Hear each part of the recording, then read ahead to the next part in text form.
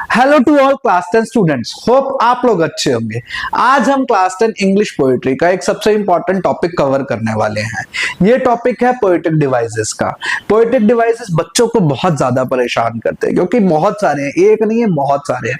लेकिन अब क्वेश्चन ये आता है कि पोएटिक डिवाइसेस पढ़ना ही क्यों है? क्योंकि हमारे बहुत सारे हिंदी और इंग्लिश लिटरेचर के पोएट होते हैं जो अपनी पोएट्री को सुंदर बनाने के लिए इन पोएटिक डिवाइसेस का यूज करते हैं। इन पोएटिक डिवाइसेस को हम लिटरेरी डिवाइसेस भी कहते हैं। हिंदी में आपने अलंकार पढ़े होंगे, है ना? अनुप्रास अलंकार, उपमा अलंकार, यमक अलंकार, तो कुछ उसी तरीके के हमारे पोएटिक डिवाइसेस होते हैं इंग्लिश पोएट्री में भी। तो चलिए आज मिलते हैं हर एक पोएटिक डिवाइसेस के साथ, उनके मीनिंग को समझते हैं और फिर देखते हैं कि हमारी इंग्लिश की पोएट्री में जितनी भी पोएट्रीज हैं उन सब में कौन कौन से पोएटिक डिवाइसेस यूज हुए हैं। ये क्लास बहुत इंपॉर्टेंट है, इसको बिल्कुल भी मिस मत करना और ना ही स्किप करने की कोशिश करना, क्योंकि हर एक स्लाइड में हर एक मिनट में आप एक नई पोएटिक डिवाइसेस को पढ़ोगे और ये जानने की कोशिश करोगे कि उनका मीनिंग क्या है। So without wasting any more time, let's start with the class of poetic devices. तो यहाँ पर आप देख रहे होगे कि यहाँ क्या है, how the poetic devices help us to understand the poem. ये किस तरीके से हमारी हेल्प करते हैं। तो हमारी इंग्लिश की क्लास में हमारे पास 10 पोएट्रीज है और इनका फीचर्स क्या होते हैं। Poetic devices are technique used by poets to enhance the meaning, sound and overall effect of their poetry. तो वो पोएट्री के मीनिंग को एनहांस करते हैं, उसकी सुंदरता को बढ़ाते हैं, उसके ऐसा लगता है कि यार हम कहाँ खो गए, नए नए इमेजिनेटिव वर्ड्स होते हैं, वो पोएटिक डिवाइसेस हैं। These devices help create rhythm, express emotions and make the poem more vivid and engaging. और ये बहुत ही डिफरेंट बना देती है पोएट्री को। सिंपल सी पोएट्री को भी बहुत डिफरेंट तरीके से हमें शो करना पड़ता है। ठीक है, तो आगे बढ़ते हैं। इसमें सबसे पहला जो हमारा पोएटिक डिवाइस है वो क्या है, हम इसमें क्या क्या पढ़ने वाले हैं। तो अलग अलग तरीके की पोएटिक डिवाइसेस देखेंगे, मीनिंग देखेंगे और समझेंगे पोएटिक डिवाइस हर एक पोएट्री का जो भी हमारी क्लास 10 के सिलेबस में है। ठीक है, तो सबसे पहले हम पढ़ते हैं भाई एलिट्रेशन क्या होता है। ठीक है, तो यहाँ देखो आपकी सुविधा के लिए, आपकी हेल्प के लिए मैंने यहाँ पर कुछ हिंदी में भी लिखा है और इंग्लिश में भी लिखा है। प्यारी पंखुड़ियां पंखों में परफेक्ट पोज देती हैं। प्यारी पंखुड़ियां पंखों में परफेक्ट पोज देती हैं। तो ये बिल्कुल सेम वैसे ही है। खड़क सिंह के खड़कने से खड़कती हैं खिड़कियां, खिड़कियों के खड़कने से खड़कता है खड़क सिंह। या हमारा दूसरा एग्जाम्पल, चंदू के चाचा ने चंदू की चाची को चांदनी चौक में चांदी के चम्मच से चटनी चटाई। तो सेम वही है। देखो इंग्लिश में भी क्या है, Peter Piper picked a pack of pickled papers. Peter Piper picked a pack of pickled papers. तो ये कुछ टंग ट्विस्टर्स भी हो गए। ठीक है, तो यहाँ पे एलिट्रेशन का मीनिंग क्या है, the repetition of the same consonant sound at the beginning of the word in close proximity. तो देखो यहाँ पर क्या बोला जा रहा है, समझाया क्या जा रहा है कि फर्स्ट जो हमारा लेटर हुआ, ठीक है, फर्स्ट कॉन्सोनेंट। कॉन्सोनेंट क्या होते हैं, जैसे ए टू जेड में 5 तो वॉवल हो गए और 21 हो गए हमारे कॉन्सोनेंट। तो कॉन्सोनेंट साउंड कौन सा हुआ यहाँ पे, पी वाला। ठीक है, तो ये जो पी साउंड आ रहा है, ये साउंड किसके लिए आ रहा है कि आपका एक कॉन्सोनेंट है जो बहुत बार बार रिपीट होता जा रहा है। ठीक है, consonant sound at the beginning of words in the closer proximity. The repetition of p sound create a catchy playful rhythm making the line humorous and fun to say. अब इससे क्या हो रहा है कि मजा आ रहा है, बोलने में मजा आ रहा है। Peter Piper picked a pack of pickled papers. प्यारी पंखुड़ियां पंखों में परफेक्ट पोज देती हैं। आप भी बोलकर देखना, आपको भी मजा आएगा, एक नया रिदम आपके पास क्रिएट होगा। तो जब इस तरीके के कोई कॉन्सोनेंट रिपीट होते हैं एक ही लाइन में बार बार फर्स्ट वर्ड, तो दैट इज कॉल्ड एलिट्रेशन। ठीक है, नेक्स्ट है हमारे पास में, नेक्स्ट क्या है, एसोनेंस। तो क्या है एसोनेंस? एसोनेंस में क्या आया, सांसों में खुमार आंखों में प्यार। सांसों में खुमार आंखों में प्यार।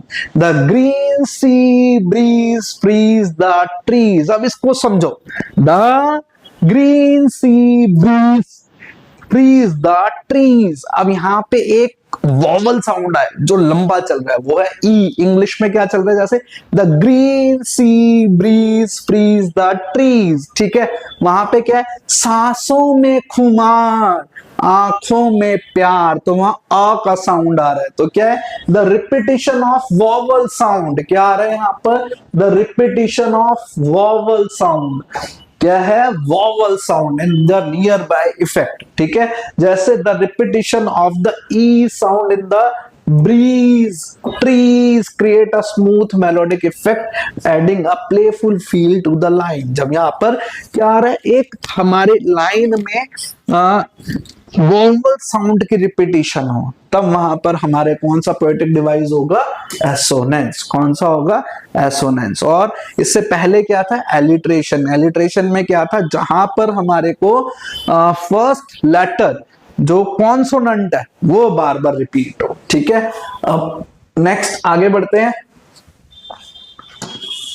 मेटाफोर। मेटाफोर में क्या है, देखो ये बहुत अच्छा है, वो किताबों का समुद्र है, कभी खत्म ही नहीं होता। ये तो बात है भाई, किताबों का समुद्र कभी भी खत्म नहीं होता। क्यों? क्योंकि आप जब से पढ़ना चालू किया तब से किताबें किताबें किताबें किताबें पढ़ते जा रहे हो, और जब तक जिंदगी है तब तक आप किताबों में ही रहोगे। तो ये कहावत हो गया, मुहावरा टाइप, ठीक है। जैसे he is a lion in the fight, जब वो लड़ाई करता है ना तो शेर की तरह करता है, क्लियर। तो ये क्या है, मेटाफोर। डिफाइन क्या है, a direct comparison between two unlike things without using like और as, it suggest that one thing is another. ये बता रहा है कि एक चीज दूसरी, और यहां पर हम कंपेयर नहीं कर रहे। जैसे किताबों का समुद्र है, किताब समुद्र तो नहीं है लेकिन किताबों का समुद्र है, ठीक है। He is a lion in the fight, अब वो खुद शेर तो नहीं बन गया ना, लेकिन ही इज अ लायन। यहाँ पे लाइक और एज वर्ड नहीं आ रहा है, लाइक और एज वर्ड नहीं आ रहा, बट फिर भी हम क्या कर रहे हैं, एक व्यक्ति को दूसरे के तरीके से दिखा रहे हैं, तो दैट इज कॉल्ड मेटाफोर। जैसे compares the person to a lion implying that they are brave and powerful. जब लाइन आ गया तो मतलब हमें यह समझ आता है कि वो बहुत पावरफुल है, बहुत ब्रेव है, क्लियर। तो इसी तरीके से हमारा ये मेटाफोर की एक पोएटिक डिवाइस आती है, क्लियर। आगे बढ़ते हैं, तो बच्चों नेक्स्ट है सिमिली। सिमिली कैसे होता है, SIMILE, इसको स्माइली नहीं पढ़ना, ये क्या है, सिमिली। कई बच्चे इसको स्माइली पढ़ देते हैं, अरे स्माइली नहीं है, ये क्या है, सिमिली। अब सिमिली और मेटाफोर में सिर्फ एक हल्का सा फर्क है, उसको समझते हैं। पहले इसकी हिंदी की लाइन पढ़ते हैं। उसकी हंसी गुलाब की पंखुड़ी जैसी है, कभी ताजगी देती है और कभी चुभ जाती है। उसकी हंसी इतनी अच्छी है, या तो ताजगी दे जाती है और कभी जो है वो चुभ जाती है। Her smile is like sunshine on a rainy day. अब यहाँ एक वर्ड आ रहा है, क्या आ रहा है, लाइक। क्या वर्ड आ रहा है, लाइक। तो जहां पर भी किसी सेंटेंस में एज और लाइक आ जाए, या तो एज आ जाए या फिर क्या आ जाए, लाइक, तो वहां पे आएगा हमारा पोएटिक डिवाइस सिमिली। लेकिन अगर वहां पे कंपैरिजन हो रहा है विदाउट यूजिंग एज और लाइक, दैट इज मेटाफोर। तो मेटाफोर और सिमिली में सिर्फ एक ही फर्क है, दोनों में कंपैरिजन हो रहा है, दोनों में एक दूसरे के साथ कंपेयर कर रहे हैं। जैसे वहां पे पीछे क्या था, ही फाइट्स लाइक का, he is a lion in the fight, he is a lion in the fight, कि वो शेर है लड़ाई में। अगर वहां पे लिखा होता he fights like a lion, तो वो बन जाता सिमिली। समझ रहे हो, अगर वहां एक लाइन आ जाती he fights like a lion, तो वो सिमिली हो जाता। लेकिन वहां पे लिखा क्या था, he is a lion in the fight, तो वो सीधा सीधा मेटाफोर हो जाएगा, क्लियर। तो इन दोनों में सिर्फ ये हल्का सा डिफरेंस है, इसी को याद रखना है। इसके बाद आता है हमारा पर्सोनिफिकेशन। ये तो बहुत अच्छा है, बहुत सुंदर, बहुत बढ़िया और बहुत आसान। वृक्ष अपनी शाखाओं से बातें करते हैं जैसे वे इंसान हो। अब क्या कोई पेड़ अपनी शाखाओं के साथ बात कर सकता है, ए भाई क्या है हालत है, इतने नीचे क्यों जा रही हो, ऊपर चल, अरे ऊपर वाले ठीक हो ना, चिड़ियों को सही घर मिल रहा है नहीं मिल रहा, क्या ऐसे पेड़ कभी बातें करता है, नहीं ना। लेकिन उसको एक क्वालिटी दे दी है, कौन सी क्वालिटी दे दी है, ह्यूमन की क्वालिटी। तो जब हम किसी एक चीज को जो कि ह्यूमन नहीं है और उसको हम इंसान की क्वालिटी दे देते हैं, तो वो क्या बन जाता है, personification. The angry clouds March across the sky, marching कर रहे हैं लेफ्ट राइट लेफ्ट, तो क्या वो इस तरीके से कर सकते हैं, नहीं। So attributing human characteristics to a non-human thing or abstract ideas, तो जब हम एक non-human thing को human के characteristics दे देते हैं, that becomes a personification, ठीक है। The clouds are given the human quality of marching, creating a humorous image of clouds moving in an organized purposeful way। जैसे आर्मी नहीं चलती, लेफ्ट राइट करते हुए, है ना, बिल्कुल पोजीशन, यस बिल्कुल स्ट्रेट, तो वैसे ही चल रहा है। तो एक क्रिएट करना है, इमेजिनेशन देनी है कि भाई कैसे चल रहे हैं के पीछे एक एक पर्टिकुलर वे में। क्लियर। नेक्स्ट है हमारे जो नेक्स्ट वाला है, ये थोड़ा सा आपको स्पेलिंग में भी कंफ्यूजन होगा और इसकी प्रोनाउंसिएशन करना तो अपने आप में एक पोएटिक डिवाइस को जीतना है। इसकी जो करेक्ट प्रोनाउंसिएशन है वो है ओनोमेटोपिया। क्लियर। तो यहाँ पे क्या है, देखो, गड़गड़ाती बर्फ ने मेरे दिमाग को भी जमा दिया। अरे भाई ये तो स्पेलिंग ही ऐसी है, इसका प्रोनाउंसिएशन ने मेरे दिमाग को जमा दिया है। The clock went tick tock all night along. अब यहाँ पे देखो, गड़गड़ाती बर्फ ने, तो बर्फ की कोई साउंड नहीं है ना। तो यहाँ पे क्या देखना है, words that imitate the natural sound they present. तो कुछ ऐसे वर्ड्स जो कि नेचुरल साउंड प्रेजेंट कर रहे हो। जैसे आपके पास एक पोएट्री थी, रेन ऑन द रूफ, तो उस पे आ रहा था ना कि उसके प्लैटर ऑफ द साउंड किसके ऊपर हो रहा था, तो ना बारिश छत के ऊपर, प्लैटर ऑन द रूफ। तो वो जो साउंड क्रिएट हो रहा है वो है ओनोमेटोपिया का। The word tick tock imitate the sound of a clock giving a playful sound to the ticking of time. ठीक है। नेक्स्ट यहां पर हमारे पास आता है सिंबोलिज्म, कि हम किसको सिंबलाइज कर रहे हैं। ये आपकी रेन और डस्ट ऑफ स्नो और फायर एंड आइस दोनों में यूज हुआ है। उसकी आंखों में चांद का आंचल था जैसे हर रात का स्वप्न। देखो कितनी अच्छी लाइन है, उसकी आंखों में चांद का आंचल था जैसे हर रात का स्वप्न। तो the dove flu across the sky a symbol of peace. अब यहाँ पे तो दे ही दिया। डोव क्या होता है, डोव मतलब होता है व्हाइट पिजन होता है ना, जब ऐसे आसमान में उड़ाते हैं, तो वो शांति का प्रतीक है। The dove symbolise peace, a widely understood symbol adding a layer of meaning to the symbol description of a bird flying. कि यहाँ पे बर्ड फ्लाइंग का एक सिंपल सा हमारे पास में सिंबोलिज्म आ जाता है। इसके बाद है हमारा नेक्स्ट हाइपरबोल। मैंने तुम्हें 1,00,000 बार समझाया फिर भी तुम नहीं समझे। मैंने तुम्हें 1,00,000 बार समझाया भाई, टाइम टेबल बना लो भाई, छोटी छोटी चीजों को पढ़ लो, लेकिन तुम नहीं समझ। अब क्या मतलब है, अरे इतनी भूख लगी है कि वो हॉर्स को भी खा जाए, ऐसा तो नहीं हो सकता, इट इज इम्पॉसिबल, है ना। तो डेफिनेशन क्या है, एन एग्जैगरेट स्टेटमेंट और claim not meant to be taken literally. मतलब ये पॉसिबल नहीं है लेकिन फिर भी हम एक क्लेम कर रहे हैं कि ऐसा हो सकता है। This is an exaggeration to express how extremely hungry the person is. Obviously, no one can actually eat a whole horse, but it humorously highlight the intensity of their hunger. लेकिन इससे हमें क्या पता चल रहा है, अगर हॉर्स को खाने की बात हो रही है तो भाई उसको कितनी जबरदस्त भूख लगी होगी। ठीक है। तो इससे हमारे को उसकी इंटेंसिटी का पता चल रहा है कि how much hunger she is. Next is imagery imagination, that is called imagination. ये वाली जो पोएटिक डिवाइस है, ये मोस्टली हर एक पोएट यूज करते हैं अपनी पोएट्री को और अच्छा इमेजिनेटिव बनाने के लिए। गुलाब के फूलों में बसी सौंधी खुशबू जैसे बारिश के बाद मिट्टी की महक। दोबारा समझो, गुलाब के फूलों में बसी सौंधी खुशबू जैसे बारिश के बाद मिट्टी की महक। तो इसमें इन्होंने क्या किया है, इमेजिनेशन दिया। ठीक। The sound of the waves crashing against the shore echoed in the night like a lullaby. मतलब ऐसे आवाज आ रही है जैसे वहां पर कोई लोरी सुना रहा हो। क्लियर। तो यहाँ क्या है, descriptive language that appeals to the senses helping the reader to visualise scene sound और इमोशंस। तो यहाँ पर डेफिनेशन में क्या है कि उसको आप इमेजिनेशन के लिए दे दिया है। ठीक है। आप उन शब्दों के जरिए उस जर्नी पे चले जाओ, वहां पे खुद से समझो क्या इमेजिनेशन आ रही है। ठीक। जैसे आपका fire and ice, dust of snow, ये दोनों पोएट्री ऐसी है जिसमें इमेजिनेशन बहुत सारी है। इसके आगे भी है पोएट्रीज में।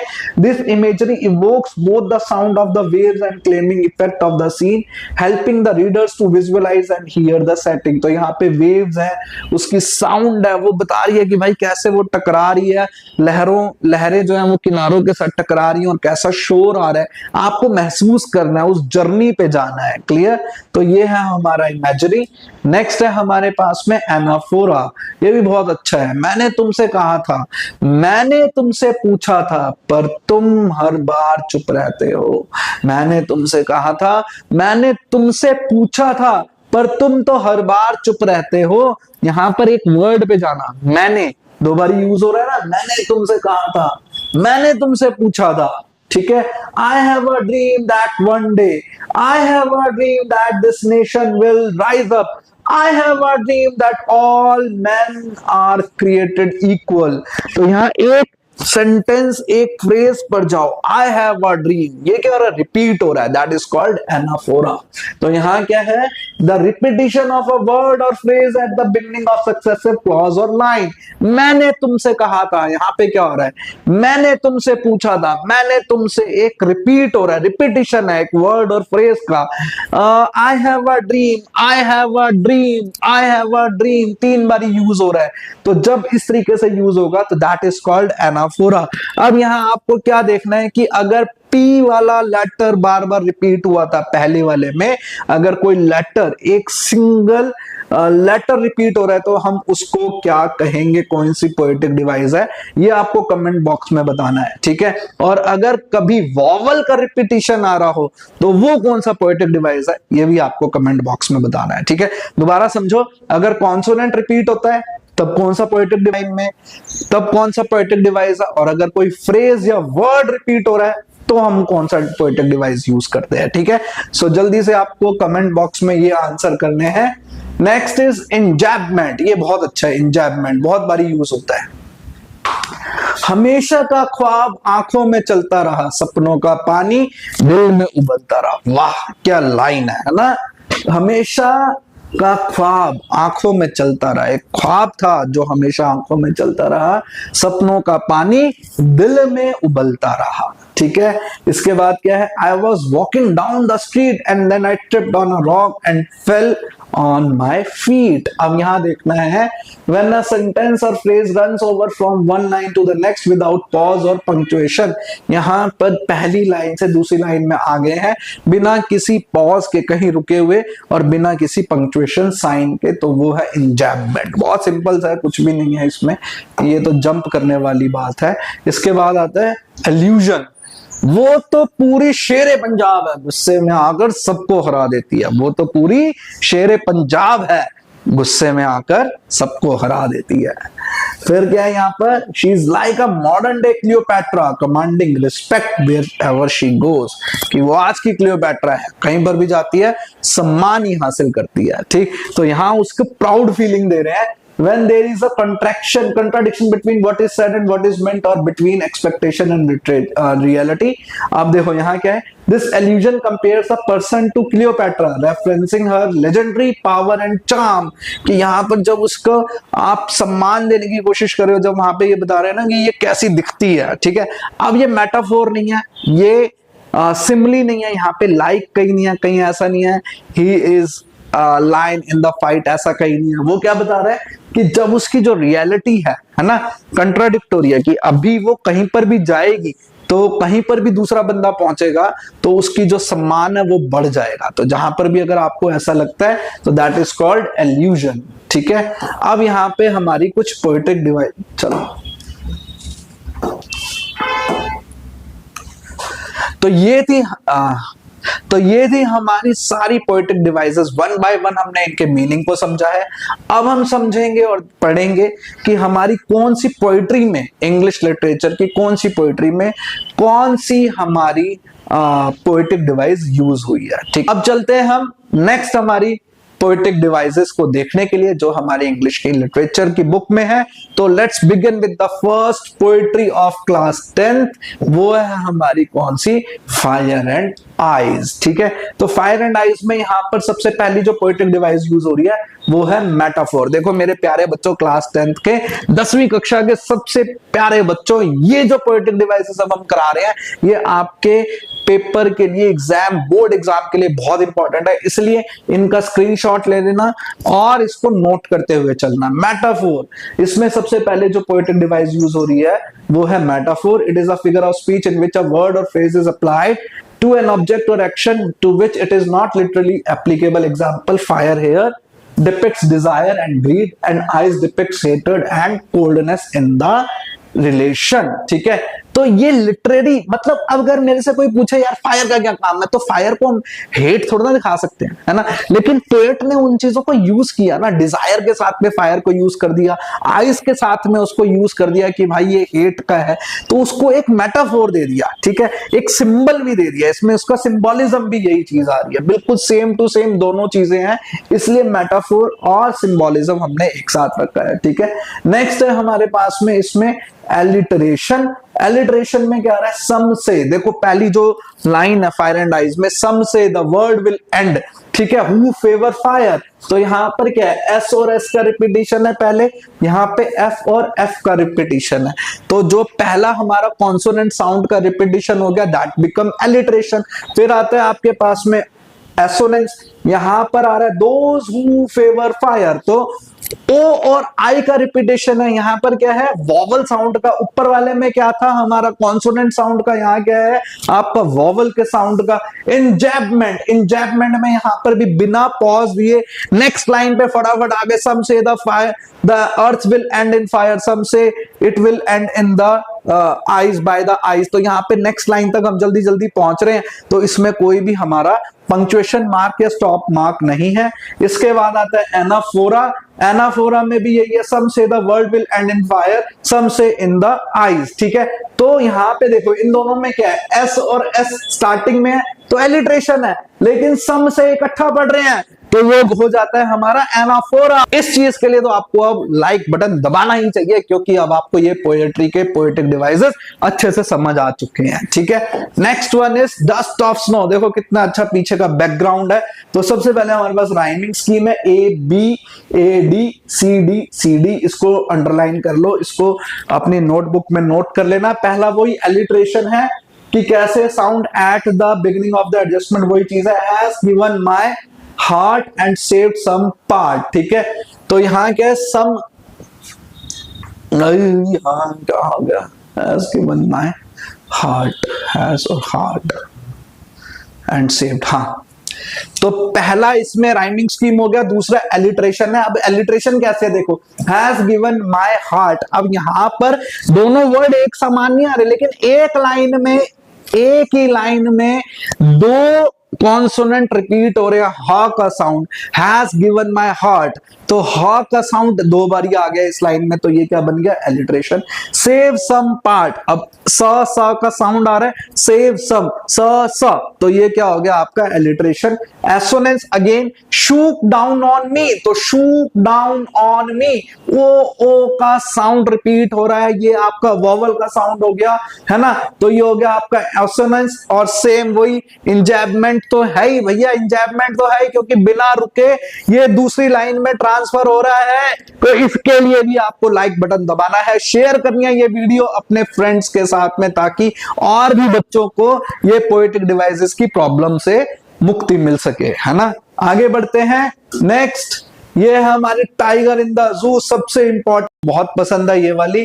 इसके दो तरीके से आपके पास में राइमिंग स्कीम आती है, पहली है ए बी सी डी और दूसरी है ए बी सी डी। तो पहली स्टैंजा में है ए बी सी डी और दूसरे स्टैंजा में है A B C D. Personification, यहाँ पे जो आपका टाइगर है उसको कैसे रेफर किया गया है, ही के साथ में, तो ही यहाँ पे उसको ह्यूमन बीइंग की क्वालिटी दे दी गई है। मेटाफोर, यहाँ मेटाफोर है, The paws of tiger have been compared with velvet। अब उसके टाइगर के जो पॉज है उसको वेलवेट के साथ कंपेयर किया है, on pads of velvet quite, कि उसके जो पैर हैं, जो पंजे हैं, वो इतने सॉफ्ट है कि जैसे वेलवेट हो, ठीक है। नेक्स्ट इसमें और कौन से हैं, इंजैबमेंट, क्योंकि लंबे लंबे सेंटेंसेस है, बिना पॉज करे चले गए हैं, जैसे यहाँ पर है through the long grass near the water hole. Alliteration यहाँ पर है, प्लम पास में है, क्योंकि पी का साउंड रिपीट हो रहा है। बिहाइंड बार्स, ब का पहला साउंड, एलिट्रेशन वही चीज है भैया, पहले वर्ड, पहले कॉन्सोनेंट वर्ड जो रिपीट हो उसको कहते हैं एलिट्रेशन, ठीक है। इमेजरी, यहाँ पर बहुत सारी इमेजिनेशन को यूज किया, जैसे ही stalks in his vivid stripes, brief description of the tiger's activities lurking in the shadow, sliding through the long grass. ये सारे जो वर्ड्स हैं, जो लाइन है, इनको अंडरलाइन कर लो अपनी बुक के अंदर कि ये वाली लाइन के अंदर हमारी इमेजरी पोएटिक डिवाइस डिवाइस का यूज किया गया है। इसके बाद आता है आपके पास में oxymoron, the two words quite range which are opposite in meaning. Oxymoron का मतलब होता है कि कभी दो वर्ड्स एक साथ आ गए, जैसे क्वाइट और रेज। क्वाइट क्या हो चुप, और रेज क्या है गुस्सा। तो ये दोनों आपस में लिखे हुए हैं लेकिन दोनों का अपोजिट मीनिंग है, ठीक। तो भाई ये आपकी पोएट्री होगी कौन सी, टाइगर इन द जू। देखो बहुत इजी तरीके से मैंने सारी की सारी पोएटिक डिवाइसेस को एक साथ रख दिया है। सारी पोएट्री की एक ही बारी में आपको सारी पोएटिक डिवाइसेस याद करने की कोशिश है, तो जल्दी से आपको ये याद भी हो जानी चाहिए। अब है हमारे बड़े सुंदर क्यूट से एनिमल्स आ चुके हैं भाई। हाउ टू टेल एनिमल, इसमें कौन सी राइमिंग स्कीम है, A B C C. Alliteration, बहुत सारे ऐसे वर्ड्स है जहां पर बार बार चीजों को यूज किया, जैसे लेफ्ट एंड लेफ्ट, तो एल और एल का यूज हो गया, क्लियर। रोमिंग ग्राउंड, आर का रिपीटिशन है। वेरी वेरी हार्ड, वी बार बार आ रहा है। नोवाइज माइट नॉन प्लस, तो नोवाइज माइट नॉन प्लस में एन और एन का रिपीटिशन हो गया, ठीक है। रिपीटिशन भी है, मतलब एक ही वर्ड दो बार ही आ रहा है। लेफ्ट एंड लेफ्ट अगेन, तो यहाँ पे लेफ्ट एंड लेफ्ट आ रहा है ना, उसमें क्या था, यहाँ पर लेफ्ट एंड लेफ्ट रिपीट हो रहा है, लेकिन यहाँ फर्स्ट लेटर पे जाना है। वो क्या है, कॉन्सोनेंट साउंड है, क्या है, एल की कॉन्सोनेंट साउंड है। लेकिन रिपीटिशन में क्या है, एक ही वर्ड दो बार यूज हो रहा है। फिर वेरी वेरी दो बार यूज हो रहा है, वहां यहाँ पे अगर वी को देखेंगे तो एलिट्रेशन है, और अगर वेरी वेरी देखेंगे तो रिपीटिशन है। तो भाई देखो, एक ही वर्ड आपको दो दो पोएटिक डिवाइसेस सिखा के जाता है। नेक्स्ट है पर्सोनिफिकेशन। यहाँ पर टाइगर को इट के साथ नहीं कंपेयर किया गया है, ही के साथ यूज किया है। Human qualities of smiling and weeping, ये हाइना और क्रोकोडाइल को दिया है, यहाँ पर भी पर्सोनिफिकेशन है। थीम तो है लव की है, mortality, beauty and time with in a concise form. तो ये सारा इसके अंदर थीम्स को कवर किया। इसका स्क्रीनशॉट ले लो, ये पूरी पोएट्री की जितनी भी हमारी पोएटिक डिवाइसेस है how to tell wild animals की, वो सब इसी शीट में आ चुकी हैं, ठीक है। इसके बाद हमारे पास आते हैं हमारे प्यारे से हमारे दोस्त ट्रीज। इसके अंदर कोई भी राइमिंग स्कीम नहीं है, फ्री ऑफ वर्ड्स है, पर्सोनिफिकेशन है, क्योंकि ट्रीज मूव कर रहे हैं, घर से बाहर जा रहे हैं। भाई ट्री तो जा ही नहीं सकता ना, उसके कोई पैर थोड़े ना लगे, but it has given the human quality of walking and moving forward towards the forest. इसके बाद आता है एलिट्रेशन। एलिट्रेशन में फॉरेस्ट फ्रॉम, एफ का रिपीटिशन है, पहला ही एफ एफ एफ। अब ये समझना है आपने क्या, कि किसी लाइन में किसी वर्ड में अगर दो कॉन्सोनेंट साउंड एक साथ आ रहे हैं, एक भी सॉरी एलिट्रेशन में, तो अब भाई आपको याद हो जाना चाहिए कि अगर एक ही लाइन में दो कॉन्सोनेंट वर्ड्स बार बार रिपीट हो रहे हैं, बार बार रिपीट हो रहे हैं, तो वो एलिट्रेशन बन जाएगा। सिमली है यहाँ पर, सिमली क्या है, the moon is broken like a mirror. तो यहाँ पर आप देख रहे हो मैंने साथ के साथ आपको लाइंस लिख के दी हैं, वर्ड्स लिख के दिए, इनको अपनी बुक के अंदर भाई नोट कर लो साथ के साथ। ये इतने इंपॉर्टेंट चीजें मैंने आपको बता दी हैं, ये खजाना है पोएटिक डिवाइसेस का, ठीक है। नेक्स्ट है हमारे पास में जो पोएट्री, वो है बॉल पोयम। बहुत अच्छी पोएट्री है जॉन बेरीमैन की। इसमें Berryman repeats the word ball at various point of the poem. तो रिपीटिशन हो रहा है, इंजैबमेंट है, second and third line of the first stanza, first to third line of the second stanza. तो इनको note करके चलना है ना। सिंबोलिज्म, बॉल को सिंबल की तरीके से यूज किया है कि उसका पास्ट चाइल्डहुड है। Metaphor, all his young days into the harbor where his ball went, is an example of metaphor। तो मेटाफोर का भी एग्जाम्पल आपके सामने लिखा हुआ है, नोट कर लो। मैं बार बार बोल रहा हूं भैया, नोट करके चलो। Alliteration, buys a ball back, तो बी बी बी, वॉट का यहाँ पे रिपीटिशन भी हो गया, और डब्ल्यू डब्ल्यू साउंड का आपके पास में एलिट्रेशन भी आ गया, ठीक है। फिर आ जाती है हमारे पास the tale of Custard the dragon. अब इसके अंदर 14 स्टैंजा हैं और सेम राइम स्कीम है, ए बी बी। सिमली है, पूरी की पूरी पोएट्री में सिमली आपको देखने को मिलेगी। मेटाफोर है in the third line of the third stanza when he compares the dragon's nose with the chimney, ठीक है। तो यहां पर आपके पास में हर एक पोएट्री की बहुत सारी पोएटिक डिवाइसेस मैंने आपके साथ डिस्कस कर ली हैं। अब हमारे पास आती है नेक्स्ट अमांडा। अमांडा में एलिट्रेशन है, क्योंकि एलिट्रेशन क्या है, अगेन कॉन्सोनेंट साउंड है, ठीक। Stop that slouching and sit up straight, S S S S. फिर I thought I told you to clean your shoes, तो आई का रिपीटिशन है। Stop that sulking at once Amanda, तो एस और S का है यहाँ पर, ठीक है। सॉरी, यहाँ पे I thought I told you, मैंने टी और टी थॉट में टी का है, टोल्ड में टी का है और टू में टी का है। एल्यूजन, तो एल्यूजन a reference to statement person place from history, religion, literature or any other field। Mermaid, जैसे मरमेड का उसने एग्जांपल दिया। रेपिंजल, यहाँ पे वो तो बहुत पहले मर गई थी रेपिंजल, लेकिन उसको example the. Metaphor, a device which compares two things और क्वालिटीज विच आर अनलाइक, दो ऐसी क्वालिटी जो एक दूसरे से मेल नहीं खाती, जैसे orphan who don't have nagging parents, मतलब ऑर्फन के पास में तो नैगिंग पेरेंट्स होते ही नहीं है। And language emerald, C language and emerald type qualities are organized to see silent is golden, freedom is sweet। ये सारे मेटाफोर यूज हुए हैं इस पोएट्री के अंदर। तो इसका भी आप स्क्रीनशॉट ले लो, अपने बुक में हर जगह पे मार्क कर लो कि सर ये पोएटिक डिवाइसेस इसमें आई हैं, और नहीं तो इसका आप स्क्रीनशॉट लेकर अपने पास में रख सकते हैं। ठीक है, इसके बाद है नेक्स्ट हमारे पास में एनी ग्रिगोरी की।